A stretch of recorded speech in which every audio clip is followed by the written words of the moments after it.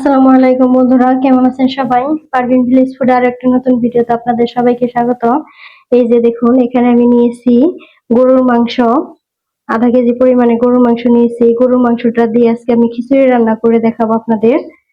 আর খিচুড়ি রান্নার জন্য এখানে আমি নিয়েছি, এই দেখুন, বাড়িতে যে ভাত রান্না করে খাই সেদ্ধ চাল, সেই সেদ্ধ চাল নিয়েছি। এই চালেরই আজকে খিচুড়ি রান্না করব। তো কেউ কোথাও যাবেন না, পুরো ভিডিওটা দেখতে থাকুন। কড়াই বসিয়ে আমি কড়াইতে তেল দিয়ে দিয়েছি। এখন দিয়ে দিব গোটা গরম মশলা, আর দিয়ে দিব গোটা জিরে।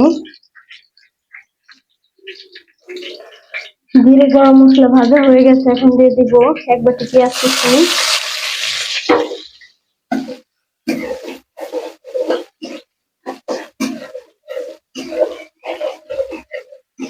পেঁয়াজটা হালকা একটু ভেজে নিতে হবে। পেঁয়াজটা হালকা ভাজা হয়ে গেছে, এখন দিয়ে দিব আদা রসুন বাটা, আর দিয়ে দিব এখানে পরিমাণ মতো একটু লবণ। লবণটা আপনারা চাল যতটা নেবেন ঠিক ওই পরিমাণে লবণটা দিতে হবে। আদা রসুনটা হালকা একটু পেঁয়াজের সাথে ভাজা ভাজা করে নেব।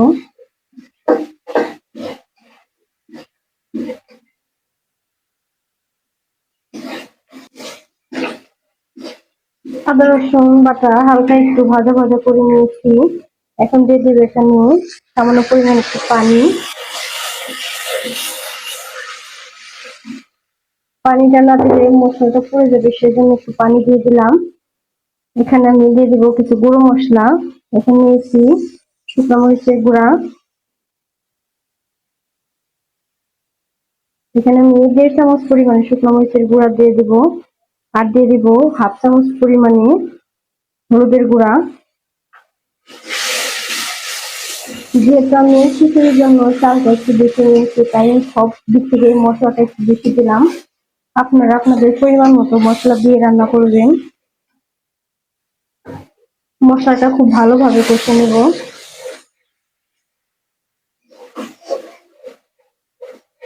দেখুন, খুব সুন্দর করে মশলাটা কষা হয়ে গেছে, একদম তেল উঠে এসেছে। এখন আমি কেটে ধুয়ে রাখা মাংসটা দিয়ে দিব। মাংসটাকে প্রথমে খুব ভালোভাবে কষে নিতে হবে, একদম যেন সেদ্ধ হয়ে যায় মাংসটা, সেরকম ভাবে কষে নিতে হবে।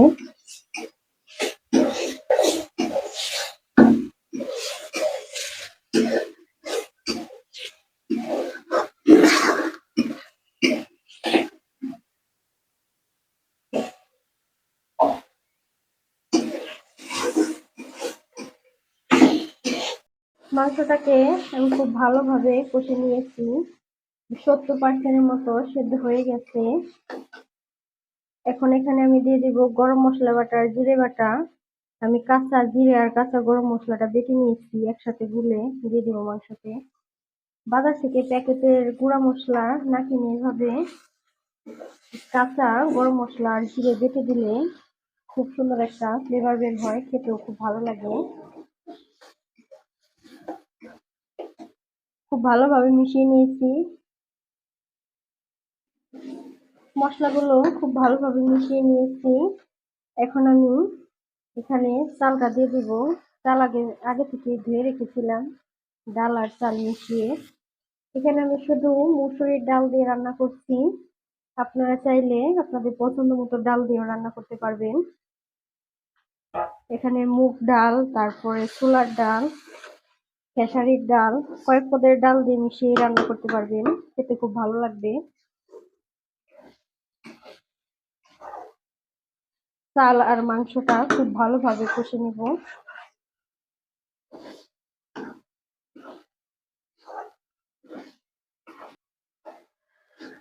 মশলার সাথে, চালের সাথে, মাংসের সাথে খুব ভালোভাবে আমি কষে নিয়েছি। এখন এখানে আমি পরিমাণ মতো পানি দিয়ে দিব।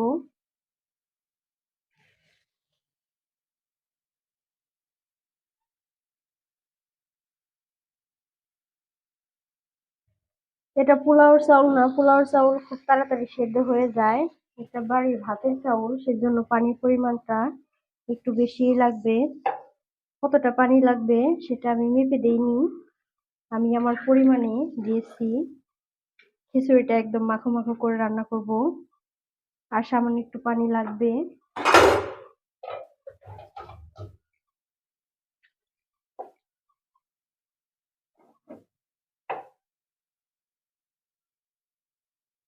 দেখুন খিচুড়িটা বলক চলে এসেছে, আর চালটাও মোটামুটি হাফ সেদ্ধ হয়ে গেছে, আর একটু হলে হয়ে যাবে। এখন আমি ঢাকনা দিয়ে ঢেকে রেখে এখান থেকে চলে যাব। একবারে খিচুড়িটা হয়ে গেলে তারপর ফিরে আসছি। প্রচুর গরম, এখানে আর দাঁড়িয়ে থাকতে পারছি না। চুলা থেকে একবার নামিয়ে নিয়ে তারপর চলে এসেছি। এখন আমি ঢাকনাটা খুলে তারপর দেখাচ্ছি। দেখুন কতটা সুন্দর হয়েছে। আমি একটা প্লেটে পরিবেশন করে নিচ্ছি।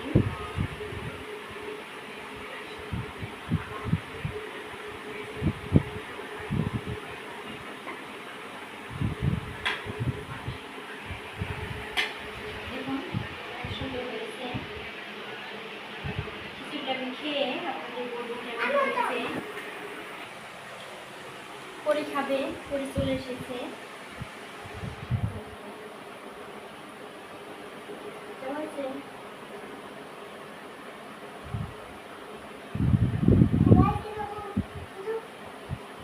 সত্যি খুব ভালো হয়েছে খিচুড়িটা। এখন তো মাত্র 1 সপ্তাহ আগে কুরবানির ঈদ গেল, সবার ঘরে গরুর মাংসটা অ্যাভেলেবল আছে। তো আপনারা বাড়িতে একবার হলেও এরকমভাবে খিচুড়ি রান্না করে খাবেন, খুব ভালো লাগবে খেতে। আজকের ভিডিওটা এই পর্যন্তই। সবাই ভালো থাকবেন, সুস্থ থাকবেন। আল্লাহ হাফেজ। মজা হয়েছে গাইস, আপনারাও বানাবেন, ট্রাই করে দেখবেন। আজকের ব্লগটা এই পর্যন্তই, আবার দেখা হবে। টাটা।